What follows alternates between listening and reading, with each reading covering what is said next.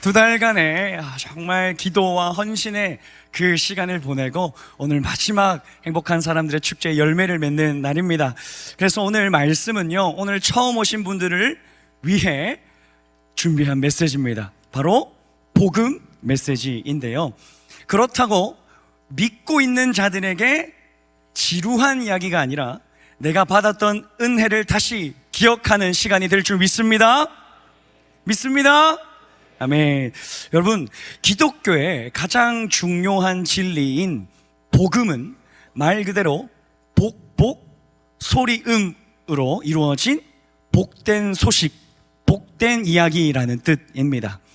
여기서 복이라는 말은 한국 사람들이 가장 좋아하는 단어일 겁니다. 가령 새해 복 많이 받으세요라는 새해에 우리가 어른께 이렇게 안녕을 구하는 이 말로 자주 쓰이기도 하는데요, 여러분들은 어떤 복을 좀 받고 싶으십니까?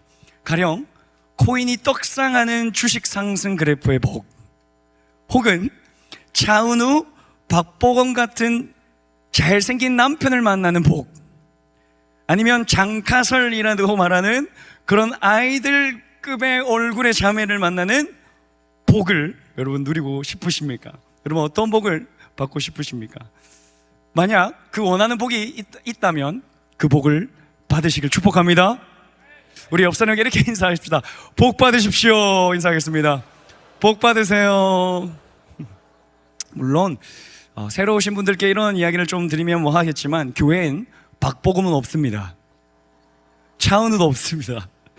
그러나 더 좋은 복이 있다고 말하고 있습니다. 우리 성경에서 말하는 복이 그럼 무엇인가 우리 함께 읽어보도록 하겠습니다. 로마서 10장 13절 말씀이 있습니다. 시작! 누구든지 주의 이름을 부르는 자는 구원을 받으리라. 아멘. 여러분 함께 따라해 보실까요? 예수 이름을 부르는 것이 복이다. 여러분, 성경에서는요, 예수 이름을 부르는 자가 복되다고 말하고 있습니다. 쉽게 이야기하면 예수님을 주로 시인하는 사람, 예수님을 믿는 사람, 그는 복되다라고 말하고 있습니다. 왜냐하면 예수 이름을 믿는 자에게는 무엇이 주어지기 때문이냐면 구원이 주어지기 때문이죠. 그래서 저는요, 오늘 성경에서 말하는 진짜 복에 대해서 여러분과 살펴보려고 합니다. 그래서 이 복을요, 교회 다니는 사람만 누리는 것이 아니라 저와 여러분들, 새롭게 오신 저와 여러분들이 함께 나누기를 축복합니다. 그래서 우리 좀 구체적으로 예수님을 믿는다는 게 무엇인지, 이 예수쟁이들이 믿는 게 뭔 얘기인지 우리 함께 좀 살펴보면 좋겠습니다. 성경에서 말하는 진짜 복, 예수님을 믿는다는 것, 우리 함께 따라하겠습니다. 나를 위해 십자가를 지셨다. 여러분, 예수님을 믿는다는 것은요, 예수님이 나를 위해 십자가를 지셨다는 사실을 인정하는 것을 말합니다. 다시요, 예수를 믿는다는 건 예수님이 나를 위해 십자가를 지셨다는 사실을 인정하는 것을 말합니다. 기독교는요, 모든 사람을 죄인이라고 규정해요. 그리고 모두 지옥에 갈 운명이라고 말합니다. 그러나 하나님은 지옥에 갈 그 사람들을 사랑하셔서 사람들의 지옥에 가는 것을 원치 않으셨던 겁니다. 그래서 사람 대신 형벌을 지기로 결정하셨어요. 그래서 내가 죄인이며 나를 위해 죽어주셨다는 그 사실을 믿는 자들을 구원하시죠. 이것이 바로 예수를 믿는다는 것, 주의 이름을 부르는 자들의 특징입니다. 이런 이야기를 들으면 참 이 현대 문명 과학이 발달된 시대에 지옥도 얘기하고 신을 이야기하는 것도 이상한데, 내가 죄인이라고 말하는 이 마음이 사실 좀 불편하기도 합니다. 그가 십자가를 지셨다는 그 이야기가 사실 좀 이상한 소리로 들릴 수도 있을 것 같습니다. 그런데 한번 제 이야기를 한번 잘 들어봐 주십시오. 이 이야기는 세상이 시작된 시점에서 전개가 됩니다. 세상이 존재하기 전 태초의 때에 대한 이야기입니다. 그때 하나님이라는 분이 계셨어요. 성경엔 창세기 1장 1절 태초에 하나님이 천지를 창조하셨다라고 이 태초의 때에 대한 이야기를 다룹니다. 즉 세상의 시작은 진화가 아니라는 거죠. 우연히 무생물이 포유류가 되고 이런 확률 게임으로 시작된 것이 아니라는 겁니다. 창조자가 의도와 목적을 가지고 시작한 것이 바로 오늘날의 세상이라고 성경을 말하고 있습니다. 이 세상은 사랑과 기쁨으로 지어졌습니다. 시작되었습니다. 그래서 그 지어진 것을 보면서 하나님은 뭐라고 얘기하셨냐면 심히 좋았다라고 얘기하세요. 그런데 그렇게 심히 좋았던 그 세상이, 그 거룩했던 그 세상이 갑자기 하나님과의 의도와는 다르게 흘러가기 시작했어요. 바로 죄가 세상에 들어오면서부터 세상은 창조주의 의도에 정반대로 가게 됩니다. 그때 바로 시작된 것이 아마 살인, 미움, 질투, 다툼, 시기, 음란 등등이겠죠. 즉 세상엔 죄가 들어옴으로써 사랑과 기쁨만이 넘쳤지만 죄가 들어옴으로써 완전히 깨어지게 됩니다. 그때부터 사람들은 불안도 느끼게 됐습니다. 우울과 이기심, 절망, 이런 부정적인 감정들에 휩싸이며 살 뿐만 아니라 인생의 끝은 영원한 형벌, 쉽게 이야기하면 지옥이 예비되게 되는 겁니다. 그런데 그런 그들에게 하나님은 하나의 길을 주십니다. 어떤 길인가? 우리 요한복음 3장 16절 말씀 우리 함께 읽어보도록 하겠습니다. 시작. 하나님이 세상을 이처럼 사랑하사 독생자를 주셨으니 이는 그를 믿는 자마다 멸망치 않고 영생을 얻게 하려 하심이라. 아멘. 그런 세상의 그 창조주의 의도와 정반대로 갔던, 죄로 물들었고 죄 때문에 파괴됐던 그 세상에 하나님은 독생자를 보내십니다. 세상을 이처럼 사랑하셨기 때문에.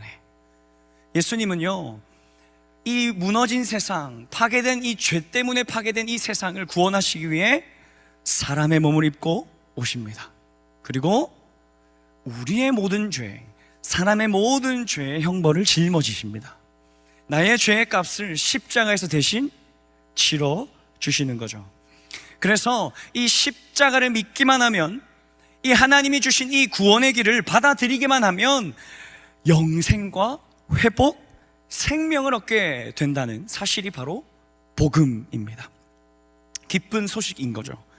지옥이 예비된 인생에서, 영원한 형벌이 예비된 인생에서 이젠 예수 이름만 믿기만 하면 참된 평안과 안식이, 그리고 영원한 천국의 삶이 예비되게 된다는 것입니다.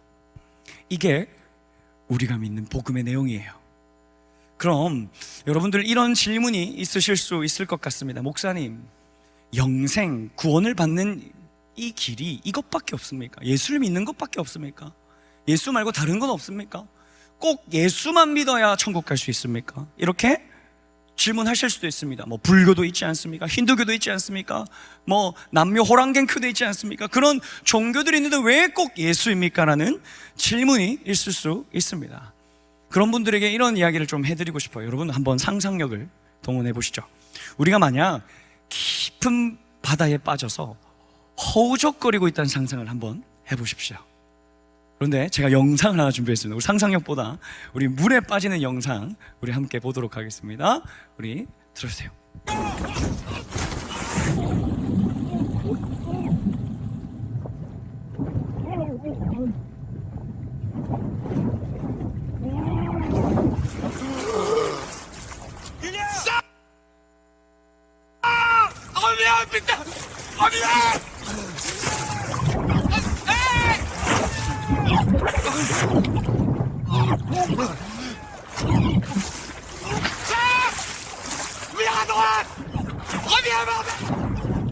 자, 여기까지 한번 볼까요? 여러분, 이 영상을 보면 한 사람이 배에 타다가 이제 물에 빠져서 허우적거립니다. 그런데 그 바다에 어떤 건져줄 사람도 없고 어떻게 손을 짚어서 내가 숨을 쉴 수 있는 어떠한 도구도, 구조물도 없습니다. 만약 저 바다에서 이 사람은 혼자 빠져나갈 수 있겠습니까? 아마 혼자 힘으로는 빠져나갈 수 없을 거예요. 발을 디딜 것도 없었기 때문에, 내가 붙잡을 그 무언가도 없었기 때문에 힘이 빠져 아마 허우적거리다가 바닷속에 빠지게 될 것이고 공기가 부족해 죽게 될 것입니다. 그런데 성경은 사람이 이 모습과 같다라고 이야기를 하고 있다는 거예요. 하나님을 떠나 믿지 않은 사람은 모두 이 죽음의 바다에서 허우적거리며 살아가고 있더라라고 말하고 있다는 겁니다. 여러분의 삶은 그렇지 않습니까? 우리의 삶이 너무도 버겁고 어렵지 않습니까? 불안과 내 취직의 어떤 문제들 때문에, 아니면 인간관계 문제들 때문에 잠도 잘 못 자고 항상 두렵고 어려움이 있진 않으십니까? 그런데 그런 죽음의 바다, 인생의 그런 죽음의 바다 속에서 허우적거리고 있는 우리를 하나님은 예수님이라는 구원의 끈을 보내주셨다라는 것입니다. 건지시는 손이 되어주셨다라는 것입니다. 그런데 하나님이요, 이 죽음의 바다에서 허우적거리는 우리를 구원하기 위해서 하나의 끈만 주셨다는 겁니다. 딱 하나의 끈만 주셨다는 겁니다. 그게 바로 예수 그리스도이십니다. 할렐루야. 여러분, 구원은 건지고 돕다라는 뜻입니다. 죽음의 바다에서 나를 건져주시는 것이 바로 구원입니다. 우리 영상에서 보셨듯이 혼자 이 바다에서 벗어날 수 없어요. 우리는 죽음의 바다에서 혼자 이것들을 이겨낼 수 없습니다. 그래서 죽을 수밖에 없는 것이 내 운명이고, 그냥 그렇게 허우적거리다가 죽는 것이 내 인생인데, 그때 그런 인생에게 예수 그리스도께서 오셔서 나의 손을 잡아주셨다는 것입니다. 그런데 그래서 내 손을 잡고 끌어주셨을 뿐만 아니라 그 끌어주는 손은 나를 구원으로 이끄시고 스스로는 나 대신해서 바다에 빠져가는 그 십자가를 우리에게 보여주시는 것이죠. 사랑하는 여러분, 우리에게 이 구원의 손길이 여러분에게 뻗쳐져 있다는 것입니다. 여러분들은 이 손을 잡기만 하시면 됩니다. 여러분들을 향해 이 손이 뻗어져 있으니 여러분들은 그냥 이 손을 붙잡기만 하시면 됩니다. 이게 손을 잡는다고 해서 여러분의 삶에 큰 문제가 일어나는 것이 아닙니다. 오히려 큰 축복이 될 것입니다. 이 사실을 인정하기만 하면 됩니다. 예수가 나를 구원하셨다, 십자가가 나에게 주어졌다라는 이 사실을 믿기만 하면 됩니다. 그럼 영생이 주어져요. 이 믿기만 하면 이 선물이 여러분에게 주어져요. 이 선물을 받으실 수가 있습니다. 뭐 구원을 받기 위해 헌금을 더 하거나 교회에 계속 나와야 하거나 뭐 내 삶이 이제 거룩해져야 하는 그런 부담감은 없어도 됩니다. 그냥 믿기만 하면 됩니다. 에이, 목사님, 그게 뭡니까? 천국과 이 선물을 받기 위해 뭐 더 해야 되는 거 아닙니까? 이러다가 헌금 더 내라고 하는 수작가 부리는 거 아닙니까? 라고 생각하실 수도 있습니다. 그런데 여러분, 하나님은 우리에게 이렇게 얘기하십니다. 믿기만 하라. 창세기 15장에 아브라함이라는 사람이 있었습니다. 그 사람은 믿음으로 의롭게 되어진 첫 번째 조상이었습니다. 하나님은 믿음을 보시고 의롭다고 이야기하십니다. 하나님이 여러분에게 바라시는 건 한 가지입니다. 바로 믿음입니다. 믿음만 있으시면 됩니다. 그러면 이 구원의 선물을 다 받으실 수가 있습니다. 그래서 이제 믿기로 결단하시면 되는 겁니다. 믿음은 우리로 거듭나게 하는 능력입니다. 다시 태어나게 하는 능력입니다. 나라는 사람이 완전히 달라지게 하는 것을 믿음을 통해 할 수가 있습니다. 이 구원의 선물을 믿음으로 받는 저와 여러분 되기를 간절히 축복합니다. 그럼 이제 이 만약 복음을 믿기로 하신다면 어떤 유익이 있는지를 몇 가지 살펴보고 말씀을 맺겠습니다. 여러분, 예수님을 믿으면 어떤 유익이 있는가? 우리 함께 따라 하실까요? 나의 가치가 인정된다. 여러분, 복음은요, 우리로 가치 있는 존재가 되게 해요. 복음은 내가 누구인지 깨닫게 하고 나의 존재의 이유를 발견하게 합니다. 여러분들은 나를 얼마짜리 가치가 있다고 혹시 생각하십니까? 여러분들을 만약 가격표로 매긴다면 여러분은 얼마 정도 하실 것 같습니까? 혹시 우리 옆 사람은 얼마짜리일까요? 우리 옆 사람 한번 보실까요? 얼마짜리일까요? 누군가가 나를, 이 사람을 돈으로 산다고 한번 해봅시다. 얼마 주고 사시겠습니까, 여러분들은? 뭐 안 사실 수도 있는데. 근데 여러분, 생각을 해보십시오. 이건 재미로 얘기했지만 사실은 세상 속에서 우리가 이런 일들이 일어나고 있다는 거예요. 왜냐하면 우리가 살아가는 세상에 우리들은 판매가 되고 있습니다. 우리가 일하면 뭘 받죠? 시급을 받죠. 바로 이 시급이 세상에서 매겨지고 있는 나의 가격표입니다. 편의점에서 알바를 하면 그 받는 시급이 세상이 내게 매기는 가격표입니다. 월급이, 연봉이 사회의 위치와 계급을 나누고 있습니다. 그래서 내가 그 일하는 직장에서 받는 그 시급과 월급과 연봉이 내 가치라는 겁니다. 그렇게 우리는 살아갑니다. 그렇게 가격표가 매겨지며 살아갑니다. 여러분들은 얼마짜리 인생이십니까? 얼마의 시급을 받고 일하고 계십니까? 그런데 성경과 복음은 우리의 존재 가치를 정말 어마어마한 값으로 매기고 있습니다. 하나님은요, 우리 모두를 값을 지불하시며 우리를 사셨습니다. 그런데 그 값 지불하신, 무엇을 주고 사시냐면 바로 예수님을 지불하셔서 나를 사신다는 거예요. 예수는요, 하나님의 독생자로 하나님께 있어 바꿀 수 없는 분이에요. 가장 가치 있으신 분입니다. 하나님의 아들이신 분이에요. 그러나 그 예수를, 우리를 구원하기 위해 지불하셨다는 거예요. 그러니 내 가치는 얼마짜리라는 겁니까? 예수의 가치입니다. 세상에서의 인정과 노동을 얻음으로써 매겨지는 그 가격표가 아니라 하나님의 가격표가 매겨지는데, 그 가격표는 예수 생명이라는 가격표가 내 삶에 매겨진다는 겁니다.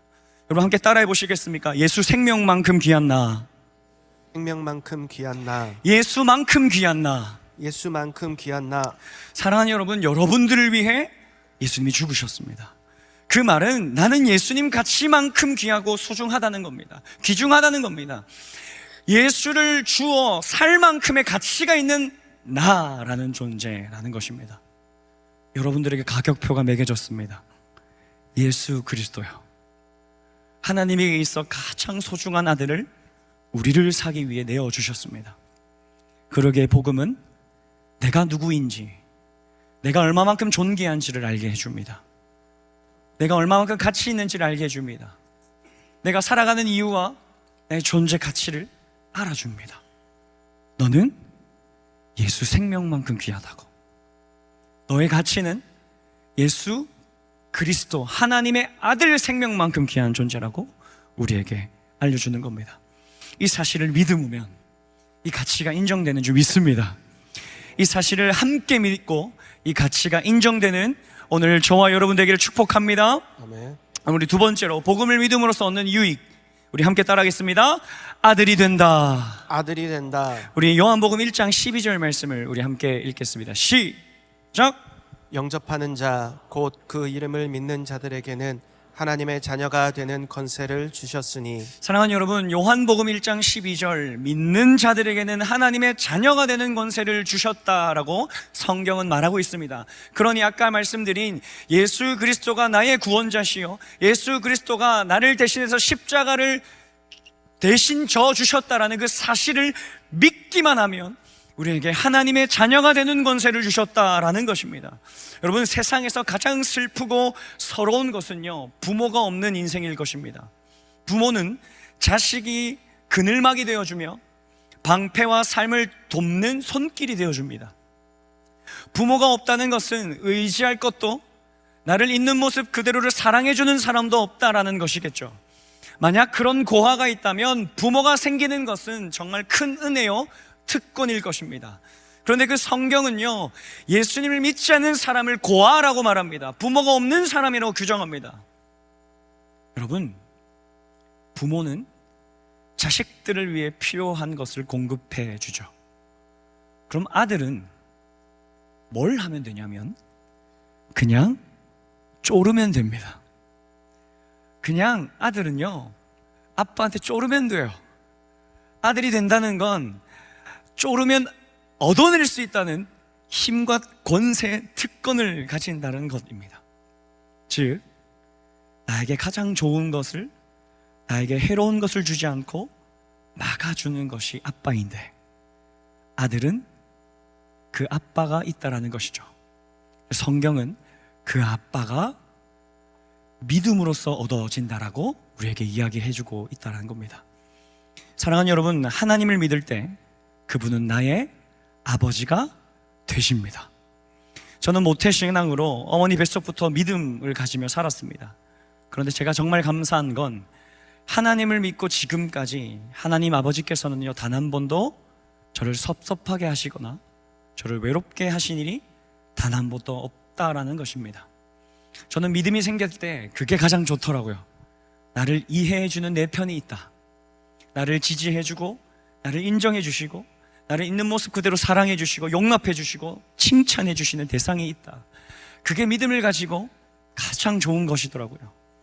이게 저는 믿음을 가진 최고의 장점이라고 생각합니다.